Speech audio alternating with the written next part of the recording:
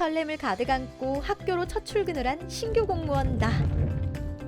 세상에, 동기들 사이에서 악명 높은 급여 업무를 맡게 된 것 같다. 어떤 업무인지도 모르는데 당장 10일까지 급여를 마감해야 한다고? 게다가 우리 행정실에는 급여를 해본 경험자가 없어서 가르쳐줄 사람도 없는데. 주변 학교에 물어보고 매뉴얼을 찾아보면 금방 배울 수 있을 거라는데 이 많은 매뉴얼 내용을 언제 다 읽냐고. 멘붕이다. 좀 더 간단하게 흐름만이라도 알려주는 곳이 없을까? 같은 고민을 하는 신규 공무원분들을 위해 무작정 따라하는 공무원 급여, 지금 시작합니다. 가장 먼저 월별급여 업무 일정 및 확인사항을 체크해야 하는데요. 우선 K-에듀파인을 켜고 업무관리에 들어간 뒤 업무지원 탭을 선택. 공문 게시판에서 급여에 체크한 후 조회를 누릅니다. 본청 교육재정과의 게시물을 확인하여 업무 일정과 중점 확인사항을 파악한 뒤 본격적으로 나이스 작업을 시작해 보겠습니다.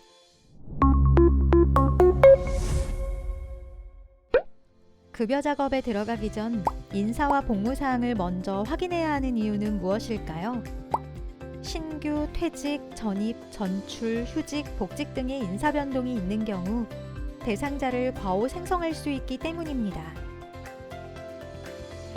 때문에 K-에듀파인의 문서 등록 대장에서 인사 발령 공문을 확인하거나 상급자 또는 동료 직원 혹은 전임자에게 조언을 구해 당월의 급여 대상자 내역부터 파악해보고 정기 승급 작업 완료 여부를 체크해보아야 합니다. 인사 복무 사항을 확인하셨다면 나이스에서 복무, 초과 근무 관리, 초과 근무 관리를 이어서 선택합니다.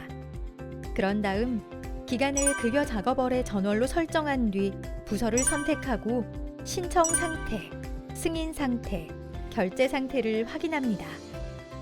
이때 초과 근무는 사전 승인이 원칙이며 사전 결제가 나지 않았을 경우 다음 날까지 명령권자에게 사후 결제를 받아야 합니다.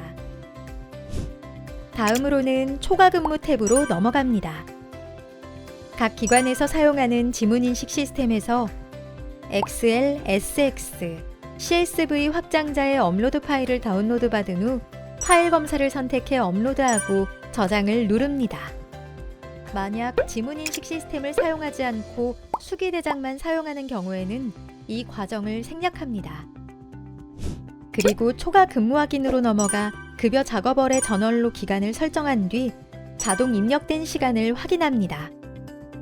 수기대장을 사용하는 경우 아래에 활성화된 탭에 수기로 시간을 입력하고 최저 시간 계산을 누르고 저장합니다. 그런 다음 초과 근무 월별 집계로 넘어가 생성 버튼을 누르고 비대상자를 삭제합니다. 비대상자의 대표적인 예로는 관리 업무 수당을 지급받는 교장 선생님이 있습니다. 마지막으로 근무 일수 계산을 선택하고 저장하면 끝! 여기서 잠깐! 근무 일수에도 산정 기준이 있습니다. 근무 일수는 평일의 영업일, 즉 공휴일을 제외한 정상 근무일을 기준으로 산정합니다. 재량 휴업일이나 개교 기념일 같은 학사 일정은 근무 일수에 포함되지 않으며 특히 전월에 방학이 있을 때에는 기관의 복무관리 상황에 따라 과오 지급이 발생하지 않도록 유의해야 합니다.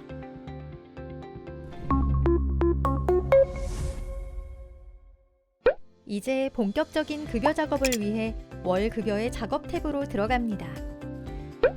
이때 기초자료 생성은 인사, 복무, 공제외 자료 등을 반영해주는 역할을 하므로 관련 변동이 생길 때마다 다시 눌러주어야 합니다. 급여 연월을 급여 작업월로 설정, 선택기관을 확인 후 자료 생성을 선택하고 확인을 누릅니다. 만약 병설, 통합학교 등 겸임 업무를 하고 있다면 선택기관을 변경해서 기관별로 작업하는 것을 잊지 말아야 합니다. 급여 지급 대상자 일괄 생성을 위해서는 먼저 급여 연월을 작업월로 설정하고 생성 버튼, 확인을 이어서 누릅니다. 이렇게 하면 총 생성 건수가 바뀌는데요.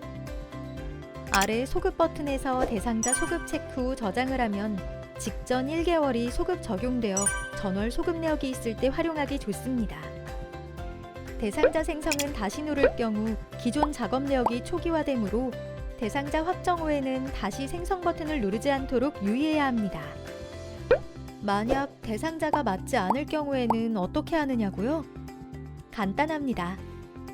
대상자 추가 또는 삭제 버튼을 이용해 인사 탭에서 수정한 후 기초자료 생성을 다시 반영해 주시면 됩니다.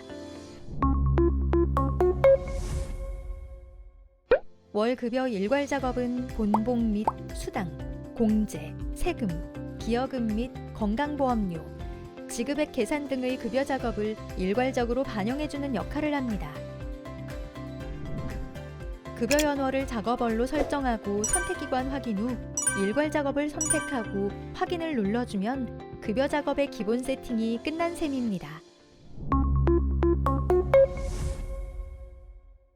세팅이 끝났다면 급여 작업이 잘 이루어졌는지 세부적으로 검토해 보아야 하는데요. 주요 항목들만 간략히 소개하자면 다음과 같습니다. 1. 급여 대상자 확인. 2. 급여 작업 오류 내역 확인. 3. 인사이동에 따른 변동사항 확인. 4. 공무원 구분 및 급여 직종 변경 여부 확인. 5. 교직원 공제외 금액 반영 확인. 6. 초과근무 수당 금액 확인. 7. 가족수당 중복 지급 확인. 8. 주민정보 연계 결과 확인. 9. 중복 지급 검증 결과 확인. 10. 대여 학자금 및 기여금 금액 확인. 11. 신규 교직원 기여금 확인 및 건강보험료 등 보수월액 입력. 12. 인사변동자 수당 및 공제내역 금액 확인. 13. 수당과 공제 금액을 전월과 비교하여 당월 급여 반영에 빠진 수당과 공제 또는 잘못 지급된 수당 및 공제 금액 확인. 14. 개인 수당 및 조정 수당 입력. 15. 실지급액이 음수인지 여부 확인. 16. 원천징수 동의서에 따른 공제 항목 및 공제 금액 확인. 17. 계좌번호 오류 내역 확인. 18. 육아휴직 복직합산금 지급 확인.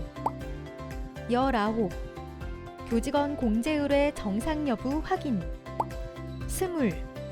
공제 보류자 내역 확인.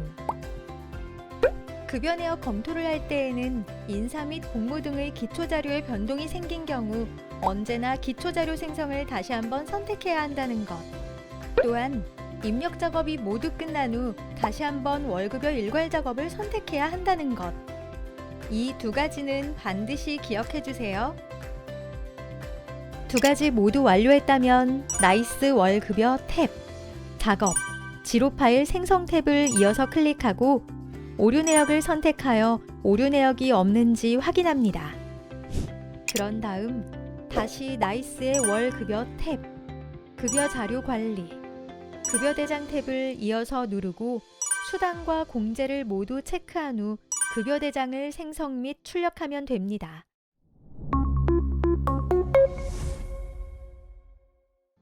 검토까지 마쳤다면 이제 실적 이력 생성 탭으로 가 마무리해 봅시다.